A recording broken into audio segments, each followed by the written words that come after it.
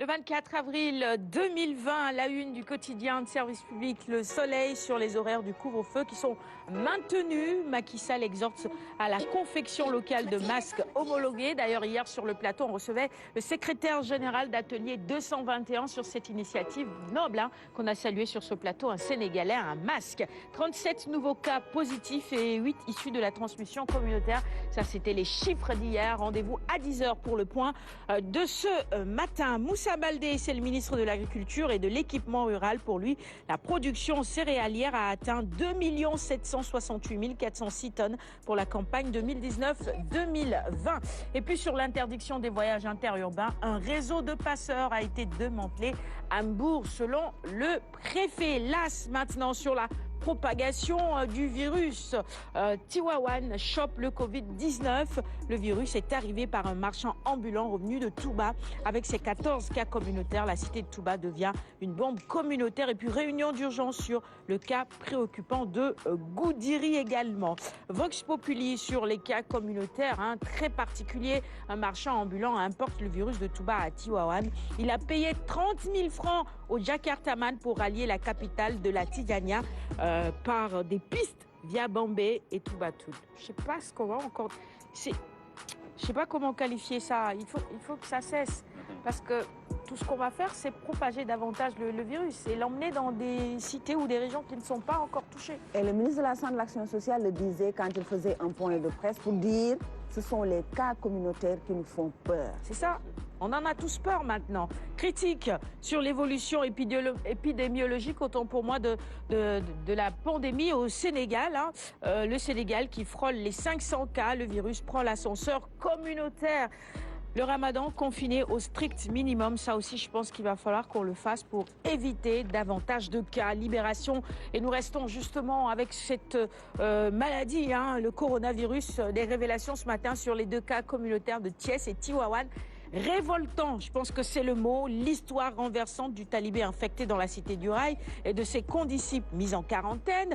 Et puis, dans les colonnes de Libération également, ce matin, ce chiffre, 102 nouveaux malades et 13 cas communautaires en 72 heures. À Tivaouane, le marchand ambulant est arrivé clandestinement dans la ville en empruntant un véhicule transportant des légumes, puis un Jakarta. C'est révoltant. Tout simplement, la Tribune avec à sa une le virus qui contourne les barrières. Pourquoi? Parce que les gens ne respectent pas le couvre-feu. Les gens voyagent clandestinement, voyage clandestin de Jakartaman et puis les rues sont bondées. 120 cas contact à Louga. Un enfant talibé, un commerçant contaminé à Thiès. Les cas communautaires se multiplient. Il faut qu'on en revienne aux gestes barrières et qu'on respecte les mesures édictées par les autorités. 24 heures info nous rappelle la situation de ce matin, situation anxiogène. 8 nouveaux cas communautaires hier et la propagation exponentielle se dessine malheureusement pour le professeur Seydi. Un seul cas communautaire est plus dangereux que 1000 cas contact. Covid-19 à la une de le quotidien ce matin. Quarantaine des cas suspects dans les hôtels. Un confinement à problème selon nos confrères. Personnel insuffisant pour la prise en charge. 4 bénévoles pour une centaine de chambres. Le personnel hôtelier exclu du dispositif. Il faut comprendre que si les cas se multiplient, on sera très vite débordé. C'est ça aussi l'enjeu. Le Témoin maintenant, on reste sur le Covid-19 avec cette incursion dans les hôtels réquisitionnés dans la livraison de ce matin. Nos confrères du quotidien Le Témoin nous informent qu'en tout 13 réceptifs sont concernés dans la région de Dakar. L'Observateur sur l'alerte sur le gel hydroalcoolique. Il peut altérer la qualité du sperme chez l'homme et entraîner des fausses couches chez les femmes. C'est vrai ça? Bon, ça, je n'ai pas la réponse. Là. Je ne sais pas. Non, mais ça va. Non. Je sais que les spécialistes vont se prononcer sur la question parce que ça veut dire que c'est une préoccupation. Si c'est vrai, on va le dire. Si ce n'est pas ça, ne l'est pas aussi, on va le dire. Mais en tout cas, bon, le Covid, il tue lui. Mais je sais que tout abus est nocif, est nuisible. Donc il y en a aussi qui abusent du gel hydroalcoolique aussi. Donc peut-être c'est une invite pour ces gens-là pour qu'ils ne puissent pas tomber dans un tel abus aussi. Donc retournons à l'eau et non, au savon. Mais même le gel, mais l'utiliser modérément. Voilà, en cas de besoin. Mais pas à toutes les 30 secondes comme le font certains. Je pense à notre DG, Pape Madi, le DG de la Rédaction. Une bouteille, il l'épuise au bout de 24 heures, lui. Waouh. C'est bien.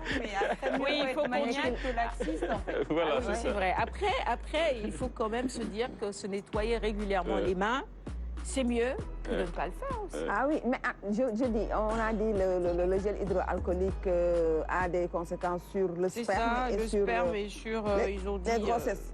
C'est ça? Entraîner des fausses couches chez la femme. Ça reste encore à vérifier aussi. Allez, le ramadan et le coronavirus. Les Sénégalais sont tout simplement inquiets. Allez, ne vous inquiétez pas, ça va se passer bien si on respecte toutes les mesures qui ont été rappelées plusieurs fois sur ce plateau et par les autorités. Communautaire. On doit tous être mobilisés. Les Échos maintenant, avec la une, le chef de l'État qui maintient les horaires du couvre-feu, le président pour la confection locale de masques homologués et la généralisation de leur port.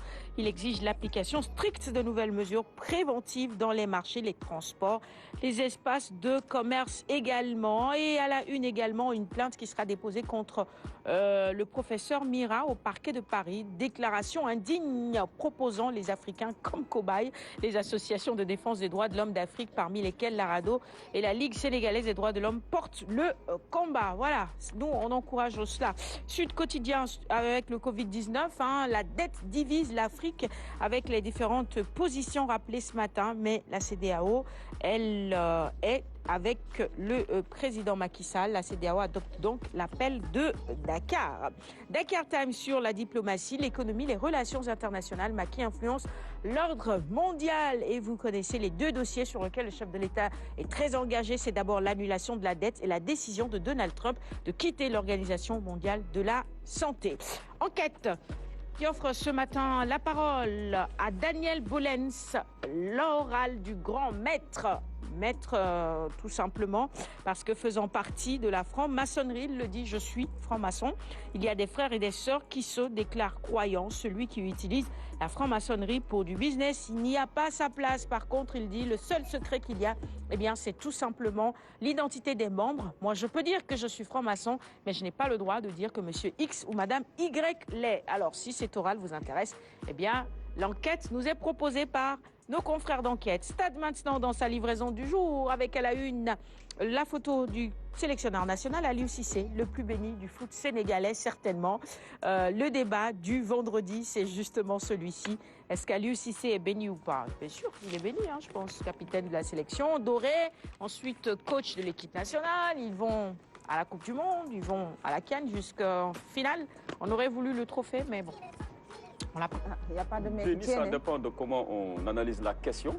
Je sais qu'en tout cas, à chaque fois que le Sénégal attend avec beaucoup d'anxiété les résultats d'un tirage au sort, le Sénégal saute au plafond. Parce que depuis qu'Aliou Cissé est là, nous avons la chance de tomber toujours dans des poules véritablement plus qu'abordables.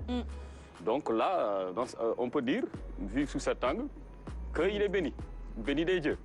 Maintenant, béni, je ne le dirai pas dans un autre sens parce qu'il n'a pas encore gagné. Et pour moi, le seul véritable entraîneur béni des dieux dans l'histoire du football sénégalais, ce serait celui-là qui nous permettrait enfin de soulever un trophée continental. Et je remarque aussi qu'Aliou Cissé, contrairement à beaucoup de ses devanciers, il a la chance d'être quand même au poste depuis plusieurs années. Mais j'ai constaté que malgré cette si longue présence sur le banc de l'équipe nationale du Sénégal, là je suis juste un observateur, le Sénégal a du mal à avoir une identité de jeu. On lui connaît, n'est-ce pas? Contrairement à beaucoup de grandes équipes. Autre chose, le Sénégal peine à vaincre les grands d'Afrique, les grands du monde. Sous le magistère d'Aliou Cissé, on a rencontré l'Algérie à 3 reprises. La première fois en match amical, après, non, à 4 reprises d'ailleurs. Le Sénégal n'a pas pu s'imposer devant l'Algérie. Oui, lors de la CAN 2017, c'est un match nul, alors que l'Algérie quand même était au plus mal. Lors d'un match amical à Alger, l'Algérie nous bat. Durant la CAN, à 2 reprises, l'Algérie nous bat. En match de poule et donc, on a un problème, finale. On a un problème devant les grandes équipes, n'est-ce pas? L'Afrique du Sud nous a battus, même si le match n'a pas été homologué. On l'a rejoué. Le Burkina, qui était parti comme étant le seul véritable challenger du Sénégal durant la phase, en tout cas, éliminatoire de la Coupe du Monde, nous a posé pas mal de difficultés. Le Burkina a réussi son coup ici à Dakar. À Ouagadougou, malgré le fait que le Burkina a joué presque la totalité du match en infériorité numérique, le Sénégal n'a pas pu prendre le dessus. On s'est qualifié dans des circonstances assez compliquées, n'est-ce pas? Alors donc, au vu de tout cela, je me dis qu'il y a encore du travail à faire.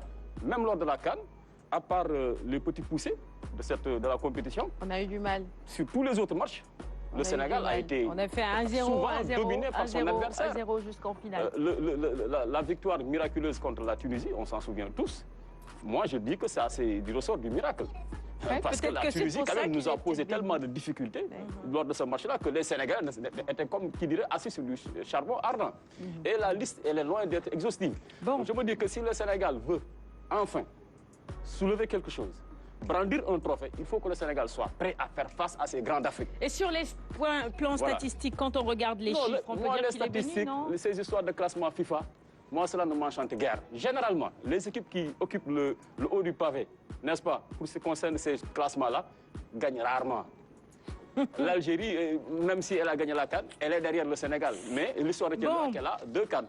C'est le débat du jour, donc, à la une de stade. C'est le débat du jour, donc vous pouvez réagir. Mais vous n'êtes pas obligé d'être d'accord avec Alioune Badara. Non, du tout. Ces derniers temps, les téléspectateurs valident constamment ces analyses. Je parle encore de ces grands d'Afrique qui posent toujours problème. En 2017, c'est soulever le trophée contre Vous êtes d'accord avec lui aussi, M. Baptiste? Moi, je suis d'accord avec lui. Ou bien c'est l'analyse d'Alioune Badara qui passe? Je crois que, comme il dit, le Sénégal n'a pas encore eu la chance de brandir le trophée.